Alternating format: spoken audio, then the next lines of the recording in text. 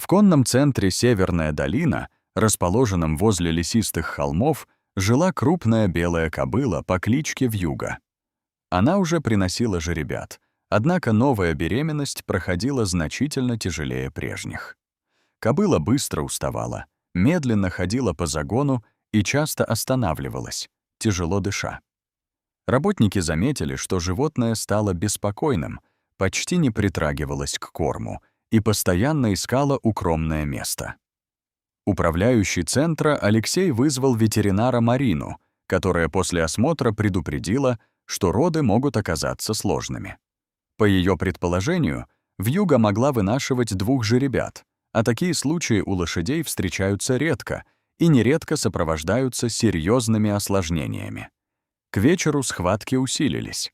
Вьюга ходила вдоль ограды, рыла копытом землю и несколько раз пыталась лечь, но сразу поднималась. Другие лошади волновались и держались поблизости, будто чувствовали ее состояние. Сотрудники подготовили чистое стойло, принесли теплую воду и наблюдали за кобылой, стараясь не тревожить ее без необходимости. Роды продолжались несколько часов. Вьюга заметно ослабла, и ветеринару пришлось осторожно помочь ей.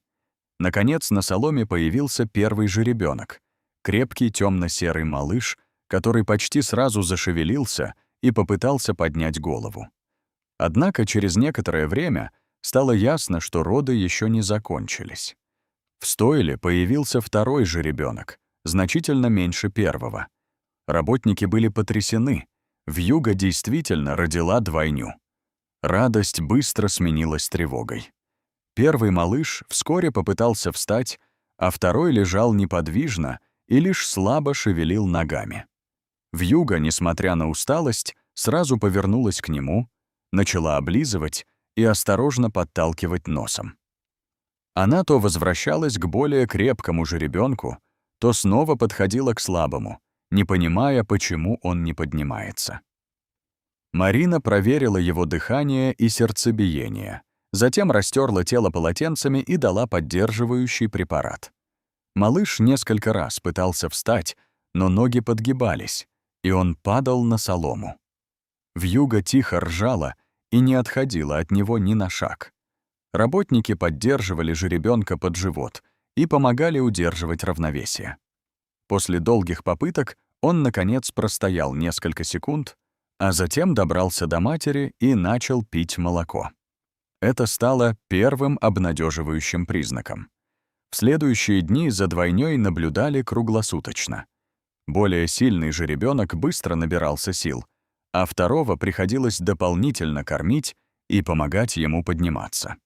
Вьюга принимала обоих и одинаково заботилась о них.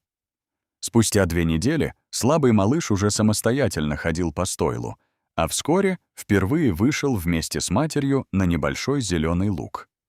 Сотрудники центра еще долго вспоминали эти тяжелые роды, во время которых уставшая кобыла не оставила своего слабого жеребенка и своим упорством помогла ему выжить.